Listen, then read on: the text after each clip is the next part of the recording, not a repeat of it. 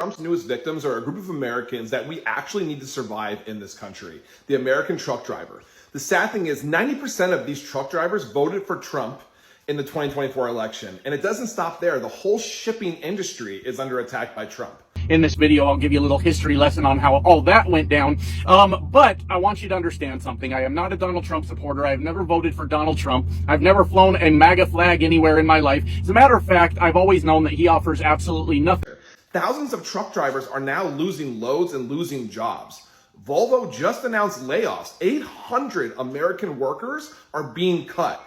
Independent truckers, the people we keep America running with, are barely surviving. Here's the hardest part. The truck drivers were some of Donald Trump's strongest supporters. 90%, guys, 90% of them voted for Trump. And look how he's treating them. This is insane. I don't understand. This isn't about politics anymore. This is about an American economic collapse happening right before our eyes. And who's paying the price? Truckers, dock workers. I think white people did not see it coming that they were going to be affected as truck drivers, because when Trump signed an executive order that you must have a certain level of English proficiency to be a truck driver, it was like,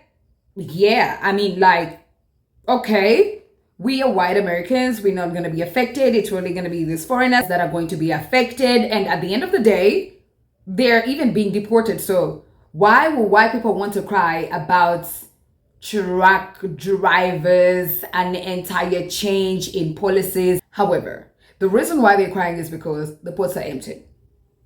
See, they would care less if foreigners were wiped out, okay? Because they'll be keeping jobs. But then with the ports being empty, now that is where they get the beef with DJT. That's something they never saw coming. See, when the ships stopped coming in, that's where the real problem came in. And also, it became a more problem because the people that own the trucks, apparently, they will give less money to the immigrants, and American people would require to be given more money, which is okay. That is why themselves are white people came out on the internet and got so happy that these immigrants are required now to speak English to a certain degree. But then, an executive order being signed at the same time as the ports being empty and the shelves are empty, nothing is coming in China, and then they're showing us on TV how the ports in China are going to different countries and how China is working with Brazil for the soybeans. Now it means the white truck drivers have no jobs anymore. That is why they're angry. The anger is coming from, how come DJT can't do nothing for us when we voted for him? We thought he had our back. He was supposed to. How come we are losing our jobs? The ports are empty. We trusted this man as the trucking industry people to support him throughout the elections. Now that we are here, we got so happy about everything. Now that we are here, we can't sustain our jobs because we have no jobs anymore. They're losing their jobs and they're angry. Why did we vote for you if we cannot have our jobs? Hello, my friends. How are you doing out there today? I hope you're doing well in the middle of Donald Trump's failed economic and trade policies. More and more American industries are beginning to get hit by the problems that Donald Trump is creating all by himself. So yesterday, we talked a little bit about Mack Trucks in Pennsylvania laying off quite a few employees, and they specifically cited tariffs as the reason they were doing that.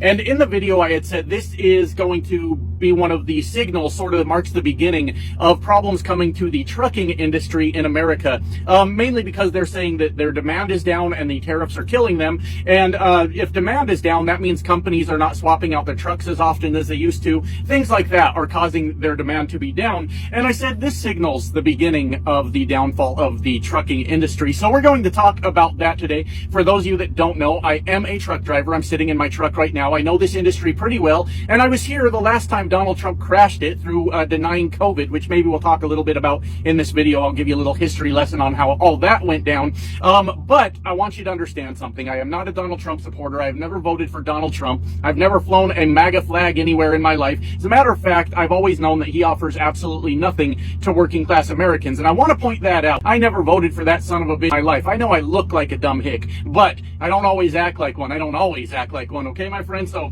yeah, don't turn me into a goddamn meme on the internet, all right? I've always been against this bastard. Anyways, we have got major problems coming down the line for trucking. I said in yesterday's video that we tend to lag behind the economy because a lot of things are shipped in on the shipping containers. That takes time, according to one of my viewers, around 20 days to make that trek. And then we move everything that's already come in, and that takes us, you know, a week to move it across the entire country. And that causes this huge lag before we really start to feel the effects of what is going on.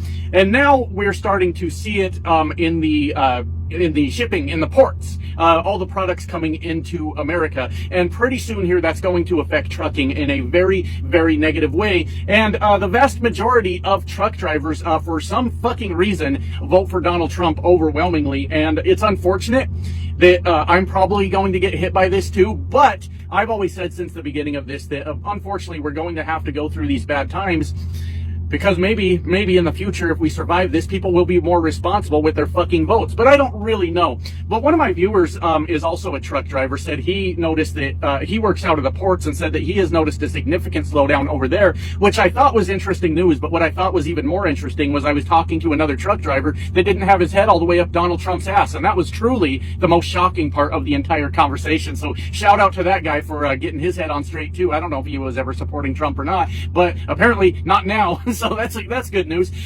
Anyways, the ports are definitely starting to slow down, and there is some metrics you can track to see this. And one of those is called what was it called? Hold on.